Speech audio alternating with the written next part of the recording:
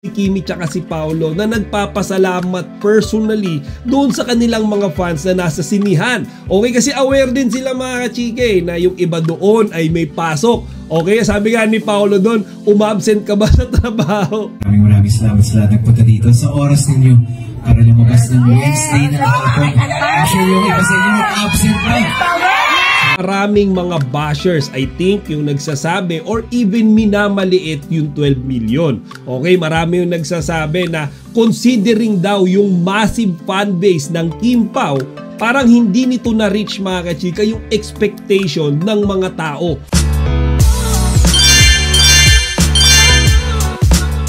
Magandang araw mga chika, tayo din po ulit ang yung Chika Patrol. Bago tayo magsimula mga chika, inaanyahan ko muna kayong mag-subscribe dito sa ating munting channel para palagi kayong updated sa mga latest at nagtitrending ng mga showbiz balita. So let's have our quick Kim Pao update ngayong araw ng Huwebes mga chika, and simulan nga natin yan sa ginawang pagbisita personally ni na Kimi at Paolo sa iba't ibang pa-block screening nung kanilang mga fans. So mga chika, kahapon, di ba, first day ng release ng My Love Will Make You Disappear sa mga sinihan. Bukod kasi sa ginawang pag-guest ni Paolo sa It's Showtime, aba mga kachika, bumisita rin sila sa I think 23 na mga block screening kahapon. So isipin nyo yan mga kachika. Actually binlog yan ni Kimi, isinare niya yung vlog. Doon nga sa dalawang video na isinare ni Kimi mga kachika, makikita natin yung unang video. Nagsisimula pa lang sila sa pagbisita, sa iba't ibang mga sinihan. And then doon naman sa second video, yun na mga kachika, I think yung 21st na visit na ginawa nila. And I think there are only 2 remaining. So I think total 23 nga talaga yung mga block screening schedules na binisita nila kahapon. So makikita nyo nga mga kachika, parang nasa parking lot sila dyan. Mukhang excited nga talaga sila dyan mga kachika na makita at makabanding yung kanilang mga fans. And then mga chika, of course, yung mga ganap, 'di ba, sa loob ng sinihan, ang dami, 'di ba? Karamihan dito, iba't ibang mga Kim Pao community groups nag-join forces 'di ba? Nagtulong-tulong sila para ma-accommodate and mabayaran yung entire block screening ng My Love Will Make You Disappear. Ngayon mga chika, iba't ibang location to meron sa SM North EDSA, I think meron din sa Trinoma and the other malls, sa Metro Manila. And nakakatuwa kasi mga chika, isipin nyo, ganito katindi yung ginawa nilang pagsuporta kina Kimi tsaka kay Paolo. Actually, yung iba nga daw dyan mga kachika, nag-absent sa trabaho. And then yung iba naman, inutang pa yung pera pang panood. And then yung iba dyan mga chika, nabasa ko sa comment section, yung mga asawa nilang lalaki ayaw daw manood, pero pinilit nila, para maisama sa sinihan. So, di ba mga chika, tingnan nyo kung gaano sila ka-supportive, di ba? Kaya yung way para i-return sa kanila yung pagsuportang ginagawa nila, bumisita ang Kim Pao. Kumbaga nakipag-bonding sa kanila, nakipagkulitan, and personally silang pinakilig sa loob ng mga sinihan. So mga chika, ang dami kong mga videos na nakita, kumbaga nandun si Kimi tsaka si Paolo, and then nasa likod nila yung napakadaming mga fans. My love will make you disappear. Di ko na ma-mention sa dami yung mga Kim Pao groups na nandyan. Pero isa lang ang masasabi ko mga kachika, iisa lang yung layunin nila.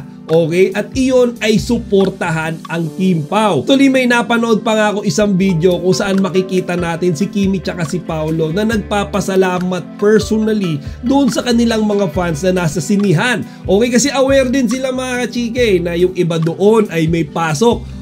Sabi nga ni Paolo doon, umabsent ka ba sa trabaho? And then yung iba doon mga chika, galing pa sa ibang bansa. Umuwi dito para manood ng My Love Will Make You Disappear. Regalo rin namin ito para sa inyo. Maraming salamat for organizing this block screening. Maraming salamat sa lahat nagpunta dito sa oras ninyo para lumabas ng Wednesday na hapon. Sure yung iba sa inyo absent pa.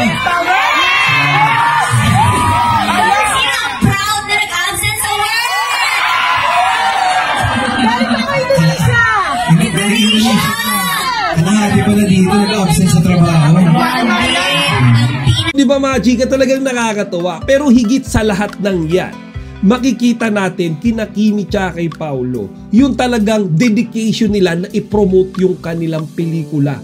Diba? Alam niyo yung feeling mga kachika na nagwo-worry din sila na baka walang manood. Diba? Nagwo-worry din sila na baka mamaya langawin yung sinihan. Actually si Kimi nga, diba, nagwo-worry siya na baka matuloy yung pamboboykot na pinaplano sa pelikula nila ni Paulo. So mga chika, walang nangyaring ganon. Alam nyo ba na sa first day ng release ng My Love Will Make You Disappear sa mga sinihan, humakot na kaagad sila ng 12 million pesos na worth of gross revenue. So mga kachika, that's a decent number. Okay, sabi nga doon sa caption, ito ang may pinakamalaking kinita, okay, na local Filipino film ngayong taon. Okay, as of date yan, 2025. So mga chika, malaki yan. Lalo na mga kachika na hindi pa yan na ipapalabas sa ibang bansa. Dito pa lang yan, locally pa lang yan sa Pilipinas. However mga kachika, maraming mga bashers, I think, yung nagsasabi or even minamaliit yung 12 million. Okay, marami yung nagsasabi na considering daw yung massive fanbase ng Kim Pao, parang hindi nito na-reach mga kachika yung expectation ng mga tao. Diba? Siyempre, marami kasing mga base reference kaagad. Kinukumpara nila eh. Sabi nila doon daw sa movie, diba? Ni Julia Barreto tsaka ni Joshua Garcia last year. First day gross revenue nito mga kachika, around 20 million. Okay? And then yung kay Catherine Bernardo tsaka kay Alden Richards, Hello Love Again, first day gross revenue, 85 million. Okay, so tanong nitong mga bashers na to, bakit daw yung first ever movie ng Kim Pao hindi man lang umabot sa 20 million yung first day gross revenue? Well mga kachika, sasagutin ko yan, personal na opinion ko. Okay, feeling ko, malaking factor dyan na ngayong araw pa lang, March 27, sisimulang ipalabas yan sa ibang bansa. Yung 12 million na kinita ng My Love Will Make You Disappear kahapon, March 26 mga kachika, that's just theater nationwide. Hindi pa kasama dyan yung mga sinihan worldwide. So mga chika, huge chances are magkakaroon bigla ng drastic increase yan pagdating sa revenue kapag kayan ay naipalabas na sa ibang bansa.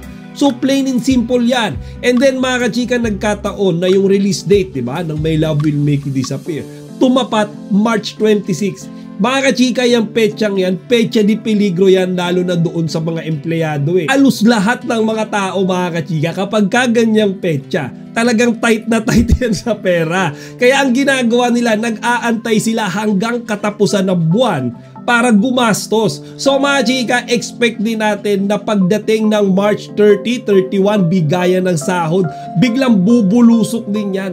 Diba? Plain and simple eh. Kasi mga chika, masyado nilang ikino-compare, masyado nilang minamaliit, diba, yung 12 million. At in fact, malaki na yan considering the circumstances na kinaharap ng movie nila. Kaya mga chika, ang best way siguro na gawin natin ay mag-antay lang muna tayo. Tsaka wag natin masyadong ikumpara, diba, sa ibang mga pelikula. Kanya-kanyang mga senaryo yan eh. Diba? Importante, diba? Nag-enjoy tayo, pinanood natin yung My Love Will Make You Disappear, nasiyahan tayo, kinilig tayo, nasuportahan natin yung ating mga iniidolo. I think that's the important part eh.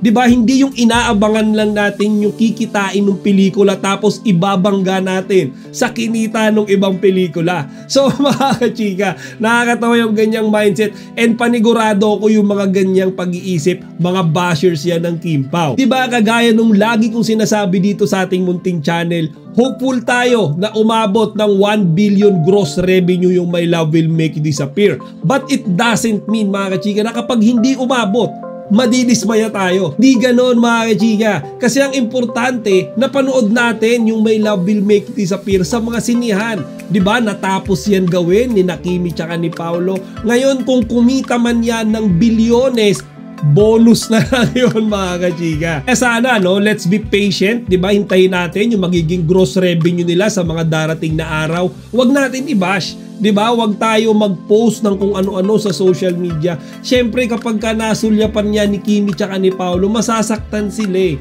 Pinaghirapan nila yan. Diba? Nakita niyo yung time and effort na ibinuhos nila dyan. Kahit nga yung pagpo-promo tour lang. Diba? 17 locations. Diba? Nationwide. Meron pa sa US. Doon pa lang talagang bugbog na sila eh. Tapos ibabash dahil hindi kasing laki ng pelikula ng ibang mga artista yung kinita ng pelikula nila. I don't think that's a good idea. Kaya sa ngayon mga chika, let's just continue supporting Kimi and Paolo. Actually, hindi lang tayong mga fans, di ba? Yung nagpapakita ng full support sa kanila. Pati yung iba nilang mga kaibigan sa showbiz, yung ibang mga journalist, yung ibang mga high profile na tao sa ibang bansa. Nagang saludo at bilib na bilib sa kanilang dalawa eh. Tapos kung sino pa yung mga fellow Pinoy natin, and then hindi pa naman nakakapanood ng pelikula, sila pa yung malakas ang loob mag-bash. Ako personally, napanood ko yung movie kagaya ng anong ginawa kong review yesterday. Hindi siya perfect movie. Maybe because of all the circumstances na pinagdaanan ng My Love Will Make You Disappear during the shooting process. Diba? Ilang beses na reschedule yan, ilang beses na delay. Pero mga chika, I'm telling you, that movie is definitely worth your time and money. Hindi siya hilaw na inihain sa atin. Kaya kagaya ng lagi sinasabi ni Kimi tsaka ni Paolo, sana good vibes lang tayong lahat at iwasan natin yung katoksikan. O siya mga chika, hanggang dito na lang muna. Chika Patrol, signing out!